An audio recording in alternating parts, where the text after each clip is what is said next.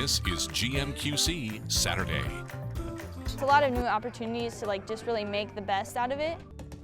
Right now on Good Morning Quad Cities Weekend, a bittersweet goodbye as Comanche School District welcomes a new mascot after controversy. We have the story behind how it got its new mascot. Plus, hot, humid, and hazy weekend with some of our hometowns reaching triple digits with the heat index. Chief Meteorologist James Zahara will let us know when the heat will hit its peak in our Storm Track 8 forecast. And good morning, it is Saturday. We made it to another weekend. I'm David Bohlman. Thank you so much for waking up with us. We're going to start with that hot, humid, and hazy weekend weather that we're going to be having. Chief Meteorologist James Zahara is in the Weather Center with the first check of the forecast. Hi, James. Hey, David, and good morning, everyone. Good morning, Quad Cities. And it's starting off pretty warm and muggy. Boy, we're going to be seeing some pretty hot numbers take this place across the area. Temperatures will be reaching around 90 degrees. And I think just enough instability. You can't rule out maybe a shower or thunderstorm as we go throughout the course of the day. Better coverage is still on track as we head later into tomorrow, especially tomorrow night. And that will continue on, at least daily chances going into next week. And that heat and humidity, yeah, it's going to be felt today, but even more so as we head into early next week. And very likely we're going to be talking about some heat advisory headlines in the forecast as well. We'll tell you in just a little bit how hot and humid those numbers will be in the coming days in just a few minutes. David? All right, James, thank you so much. This morning, the Comanche School District has a new mascot, removing the Indian mascot following controversy. Now it's a new symbol for a new era. News 8's Shelby Kluver explains why some people she spoke to said the change was bittersweet.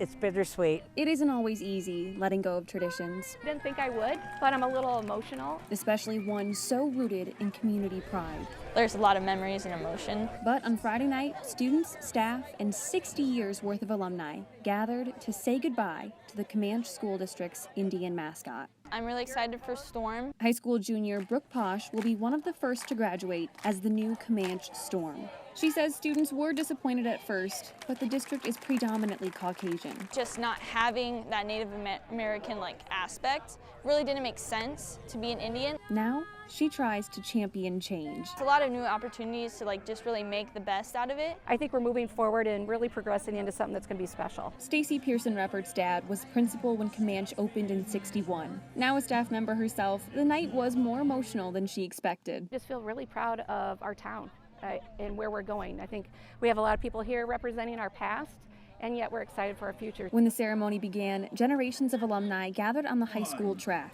And for the final time, this is the home of the Indians. We're running the banners. That's how we're going to retire him. Event organizer Brenda Larkey had the old mascot take one last lap around the track. Then, after 60 years, when the Indian banner is rolled up tonight, the Indian will be no more. And just like that, Now we move on to our new mascot. a new era for the district and the community. Be proud of that Indian, but also be open to change for the future. That was our Shelby Kluver reporting. The mascot Storm was chosen after a student submission referenced the derecho and how the community came together after the devastation. Comanche's first football game with the new logo will be September 3rd against Central DeWitt. Now to the latest in the fight against COVID-19. This morning, Iowa is updating how it conducts contact tracing for the virus. The Iowa Department of Public Health says it is no longer contact tracing all positive COVID-19 cases. It told local health departments and schools K through 12 in a memo that they will focus its efforts only on outbreaks and vulnerable populations. Schools must still report to the state when more than 10% of the students are absent due to an illness. Students in Moline Cove Valley School District return to the classroom in just over a week, and when they do, they'll be required to wear masks.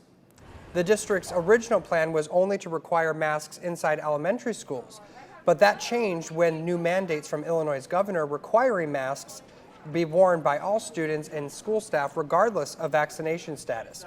The superintendent says that's not what she wanted to hear, but if that means keeping the schools open, she supports the move. The most important detail is getting our doors open and keeping our schools open. Some of those awful decisions last year were terrible. And I know how much they impacted families, and I never want to have to do that again. So if masks keep our doors open. Parents can choose remote learning for their kids, but they do need a doctor's note first. The Biden administration has extended a freeze on student loan payments. Now those federal student loan payments remain deferred through January 2022. The administration says that this will be the last time they extend the payment freeze due to the coronavirus pandemic. Originally scheduled to end in October, the extension also continues to pause collection efforts on default loans and interest building. Now to developing news out of Rock Falls. Police there are asking for help from local businesses and the community after 2 fatal shootings happened less than 24 hours apart this week. Both happened on Wednesday in the downtown area. The first one was just before 5 a.m. on 6th Street, the second happening right after 11 p.m. on 3rd Avenue. The police chief says if you know anything, please give them a call. We know the person that committed the crime here on 3rd Avenue arrived in a vehicle, and now we're trying to see if we can find that vehicle on video, find out what it is, and maybe who it belongs to, where it came from, where it went, and start a track from there. Chief Pilgrim says the department is getting help from surrounding police departments, and right now they're also looking into any possible connections between the 2 shootings. A Virginia man has been charged after police say he robbed a Moline Hy-Vee and led them on a miles-long chase. Police were called to the Hy-Vee on the Avenue of the cities Thursday afternoon. Officers later spotted Mark Mogensen in Silvis, and that's when they say he took off. The chase went through half a dozen cities before ending on Arsenal Island, and Mogensen is charged with robbery but could face additional charges this morning. The time right now is 9:07 on your Saturday morning. When we come back, we're going to look at some of the events happening today around the Quad Cities and why one may have you looking to the sky.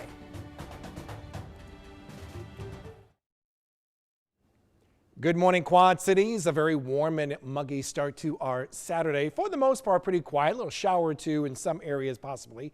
Otherwise, a very quiet scene that we have sent in by Deborah. Oh, this is nice. Just off the water there, the Rock River.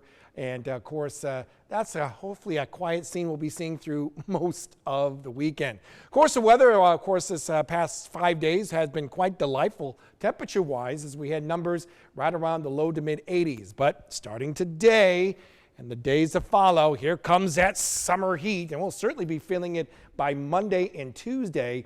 That's when those heat indices, what it's going to really feel like, climb over 100 degrees. So out and about for a long period of time, especially when you talk about those temperatures, that's going to be tough on the body. Now, what about our skies? We're going to put that stray chance in for a shower or maybe even a thunderstorm. Otherwise, a lot of broken clouds for the first half of the day before we bring back some of that sun heading into the afternoon. What will that do as far as temperatures? Yeah, we'll start warming them up. Upper 80s, even lower 90s.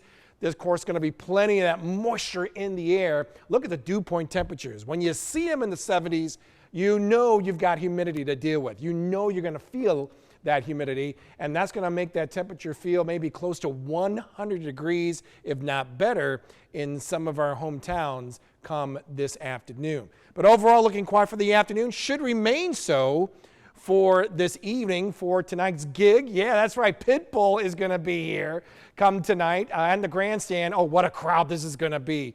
My goodness. And it's going to be pretty warm, as you can see, with those temperatures in the lower 80s as that show starts at around 8 p.m. Now, that takes us to Sunday, and we'll have to keep an eye on the skies come Sunday. A little cluster of activity coming in by Sunday morning, and then another wave comes in by Sunday night. Now, most of it appears to be to our south, but this could actually kind of expand a bit more off to the north and west, and that has the potential of producing some gusty thunderstorm winds that could become severe. Right now, an isolated coverage we're looking at could be upgraded. We'll let you know right here on News 8.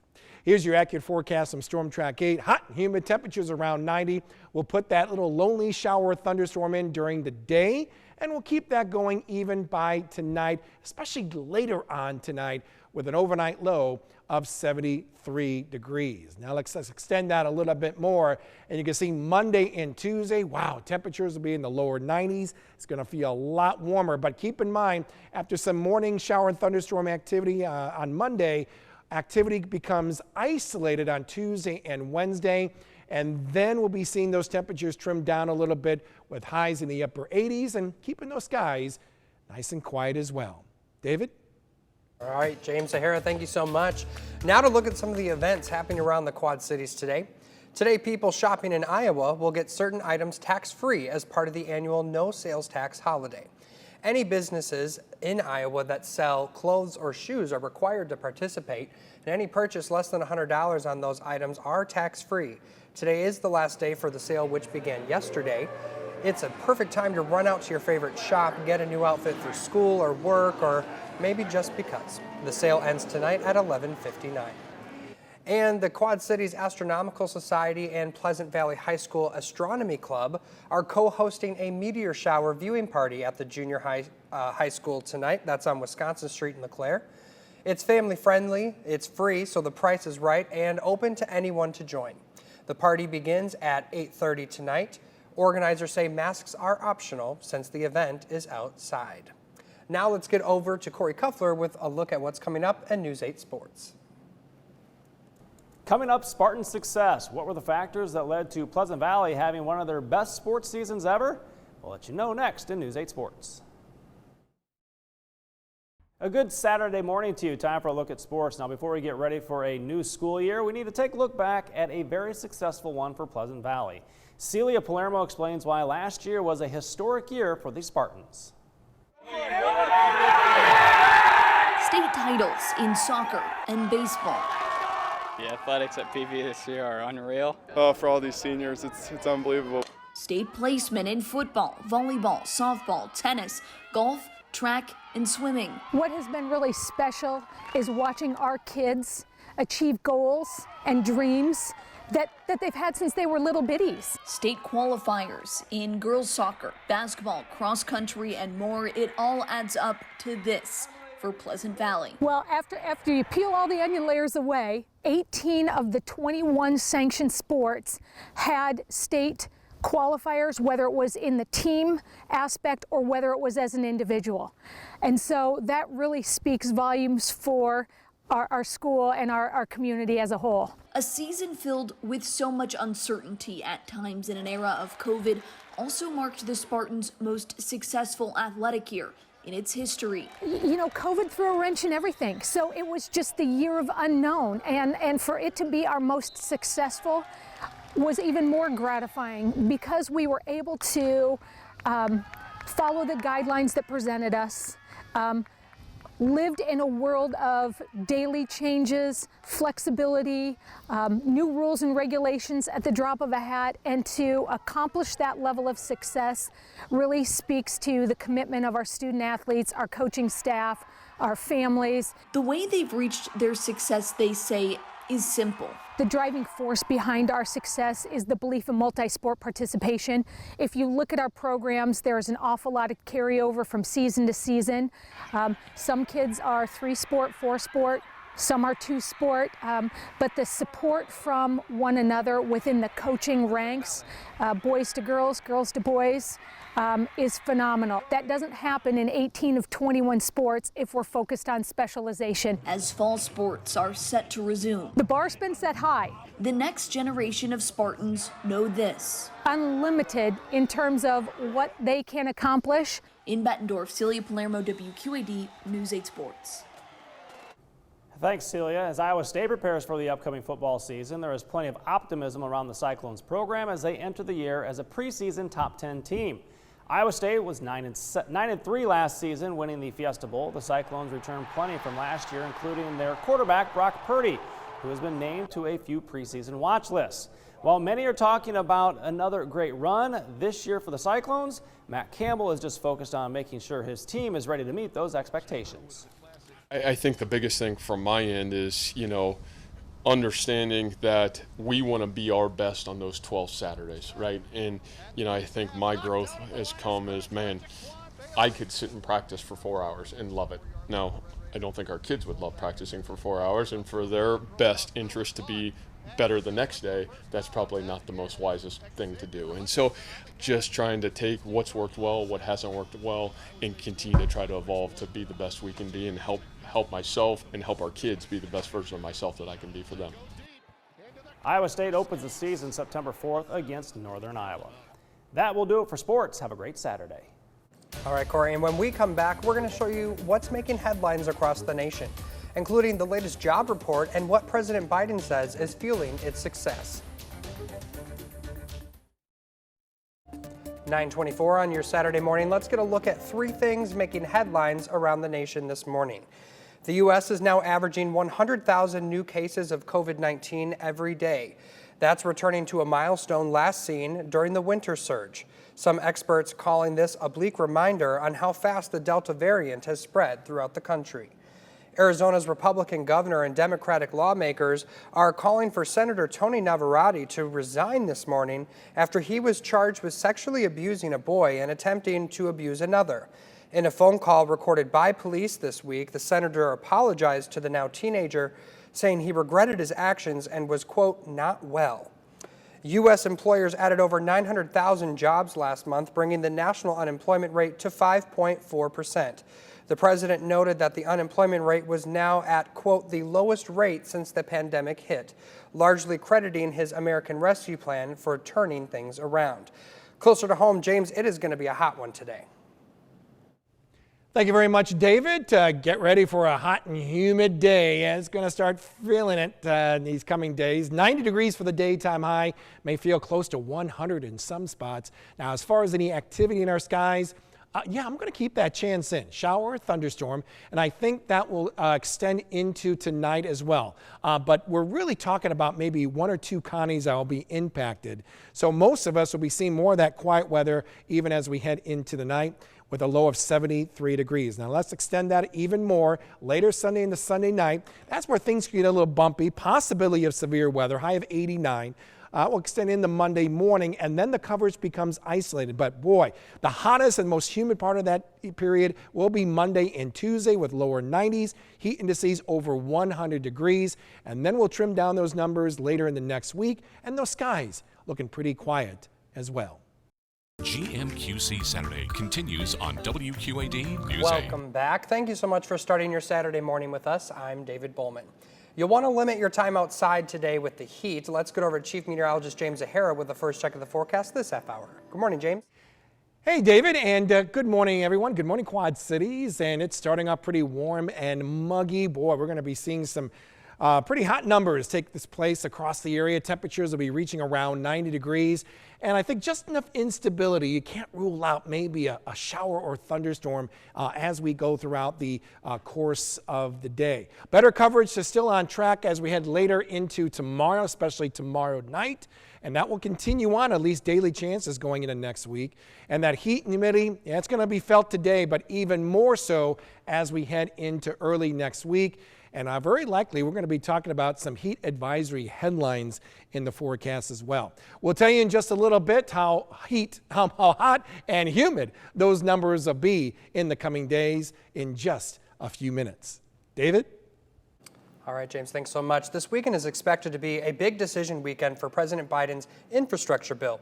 Overnight, senators debating well into the late hours, unable to reach a deal, and now Senate leadership setting a key test vote this weekend with the goal of reaching 60 votes. ABC's Ika Giacchi is in Washington with more. It's nearing decision time for senators on the Hill. Debate stretching late into the night with hopes of a vote on the $1.1 trillion infrastructure package. The bill containing $110 billion for roads and bridges, $39 billion for public transit, and $65 billion to expand broadband internet. The president thanking the senators from the East Room Friday for working on a bill he says is essential to his Build Back Better program. Biden offering a message to Americans that the jobs from his plan will be for everyone. 90% of the jobs created by this legislation will not require a college degree. 90%. It's a blue-collar blueprint to rebuild America. Mr. President. Senate Majority Leader Chuck Schumer setting a key test vote on the infrastructure bill for Saturday with a goal of 60 votes to advance the bill. Once this bill passes the Senate, I know that body will move toward establishing a framework for the remainder of my Build Back Better agenda. an agenda that features a larger $3.5 trillion budget resolution that aims to expand caregiving for the disabled and elderly, universal pre-K, national paid family leave, and extended child tax credits, to name a few.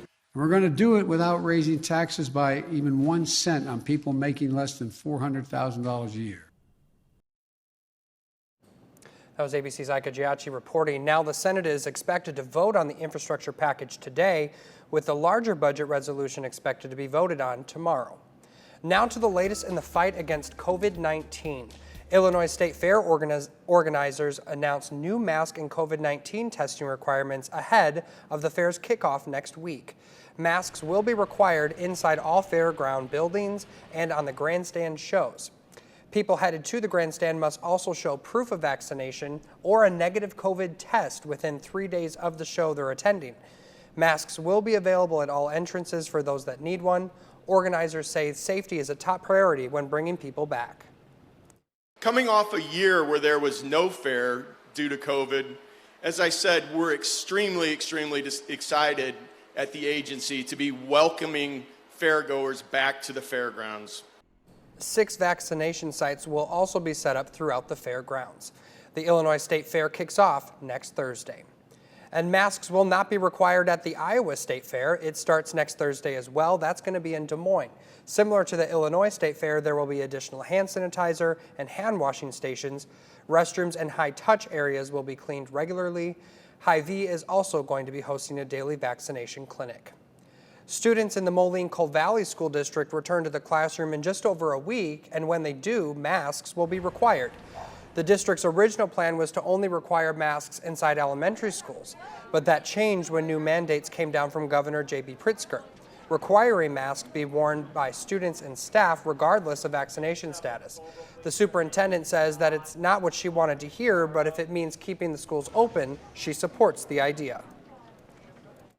The most important detail is getting our doors open and keeping our schools open. Some of those awful decisions last year were terrible, and I know how much they impacted families, and I never want to have to do that again. So if masks keep our doors open. Parents can choose remote learning options for their kids, but they do need a doctor's note first. The first day of school is August 17th. The Biden administration has extended a freeze on student loan payments. Now federal student loan payments remain deferred through January 2022. The administration says that this will be the last time they extend the payment freeze due to the coronavirus pandemic. Originally scheduled to end in October, the extension also continues to pause collection efforts on default loans and interest building as well. This morning, Rock Falls police are investigating 2 separate shootings that left 2 people dead and 1 person in critical condition in less than 24 hours. As News 8's Maggie Wedlake reports, the police chief says he needs the community's help to solve these crimes. Just 18 hours apart. It's shock, it's disappointment, it's, a little bit of anger. 2 shootings in Rock Falls happened within just 5 blocks of each other. We're following up on anything and everything we can. Chief David Pilgrim spent the day canvassing the area around 3rd Street for video surveillance. We know the person that committed the crime here on 3rd Avenue arrived in a vehicle, and now we're trying to see if we can find that vehicle on video, find out what it is, and maybe who it belongs to, where it came from, where it went, and start a track from there. The first shooting happened just after 5 a.m. Wednesday morning here at 214 East 6th Street. Later that night, a second shooting here at 210 3rd Avenue. Both victims have since been pronounced dead. It's very shocking when you get up in the morning and turn the TV on and there it is, been a murder, and I just hope it doesn't happen again and they get it solved before it does. Alderman Bill Wanglin is surprised by the double shooting, but not too concerned. I think it's an isolated incident where I don't think anybody here in town has to be scared to go out of their house or anything. Chief Pilgrim agrees there's no reason to believe otherwise as of now. So I would ask that the public be aware of their surroundings and report any suspicious things that they see or hear, but we don't have any reason to believe that this is something that the general public would be at risk of. The department is even receiving extra help to solve these cases as quickly as possible. Sterling Police Department right across the river, Whiteside County Sheriff's Department, Illinois State Police, Lee County Sheriff's Office, Dixon Police Department. even with all that extra help, I understand some people are reluctant to get involved in that kind of thing, but we can't solve a case without help from the public. Chief Pilgrim says it's the community that can make or break a case at the end of the day. Chief Pilgrim shares with me they've been working around the clock since Wednesday at 5 a.m. when that first shooting happened. He says there are other departments weighing in with their expertise as well. In Rock Falls, Maggie Wedlake, WQAD News 8. Maggie Wedlake, thank you. A third person, a woman, was also shot in Wednesday morning's shooting. She suffered serious injuries, and police say they're looking into any possible connection between both of these shootings. The time right now is 9:37 on your Saturday morning. When we come back, we're going to verify, is the highly transmissible Delta variant spread at very public place that you're probably visiting?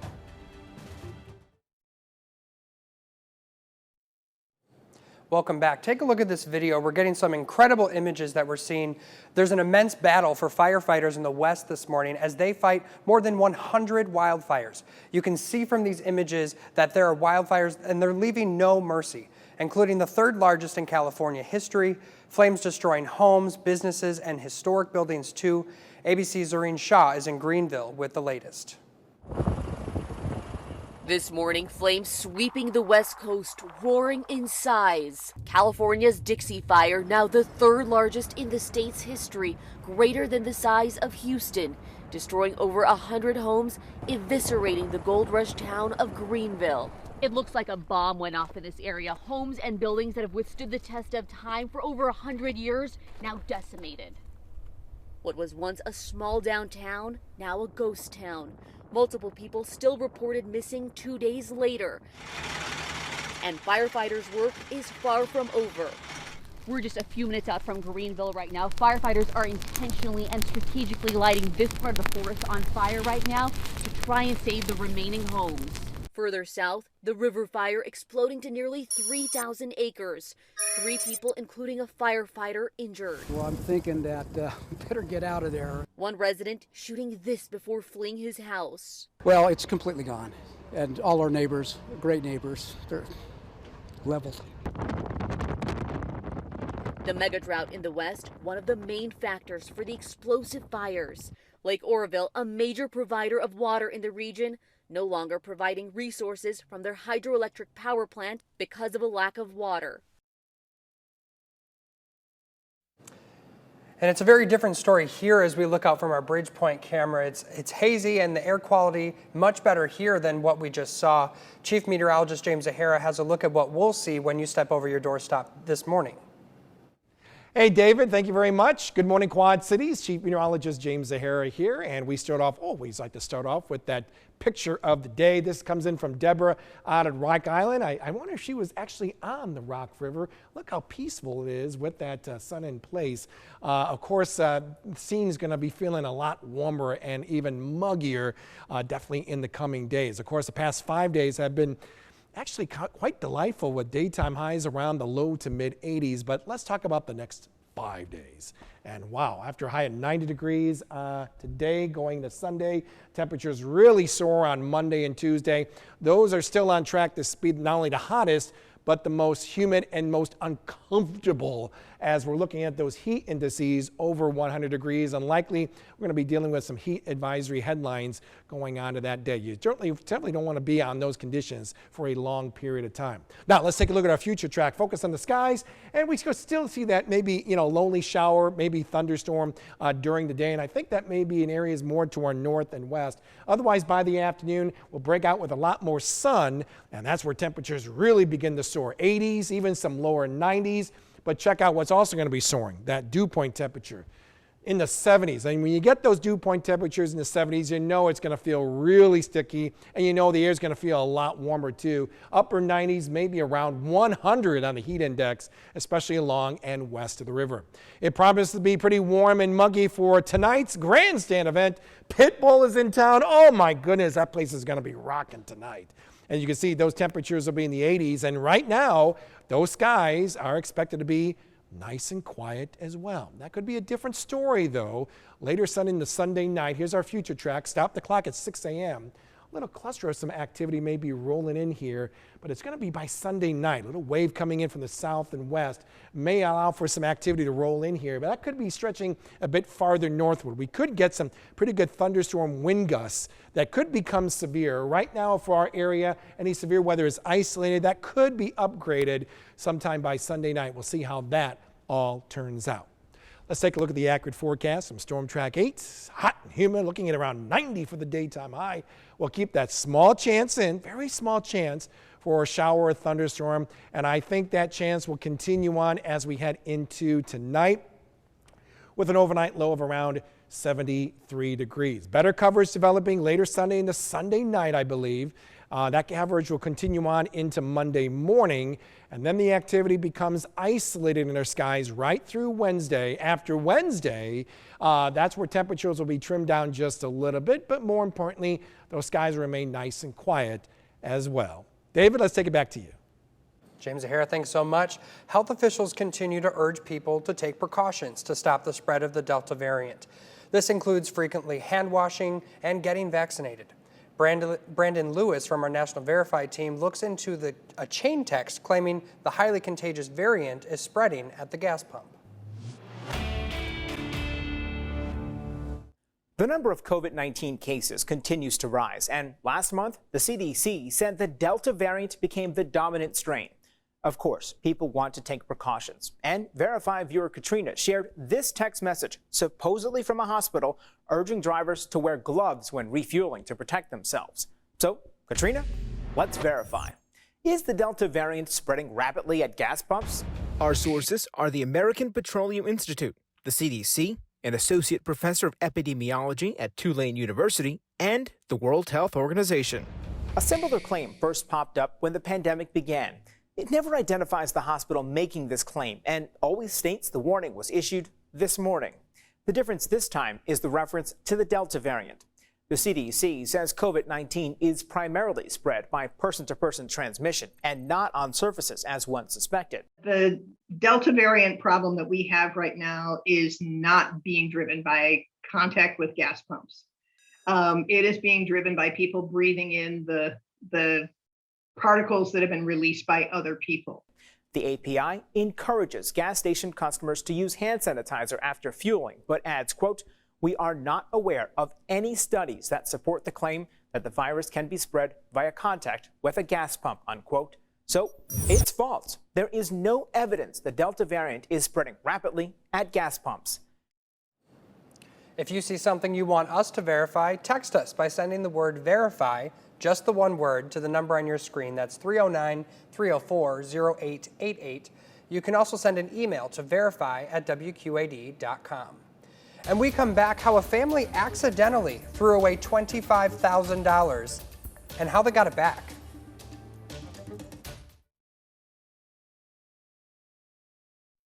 It's 9:51 on your Saturday morning. That means it's time to get some good news. Garbage and recycling collectors in Oberlin, Ohio, come to the rescue of a family who lost $25,000 in cash. Can you believe it? Republic Services Operations Supervisor Gary Captain says a family frantically called the office saying they needed their help because they accidentally threw away an envelope with the money that had been hidden in a discarded freezer. Captain says he tracked down the truck, diverted it to a recycling center, and then within 10 minutes of searching, they found the package. He said he was just glad to help. Can you believe that? Oh my gosh, losing $25,000. Whew, so glad they got that back. Still ahead for us this morning, how we're going to take a look at some local headlines, like a new partnership between two local colleges and how it's helping students transfer smoothly.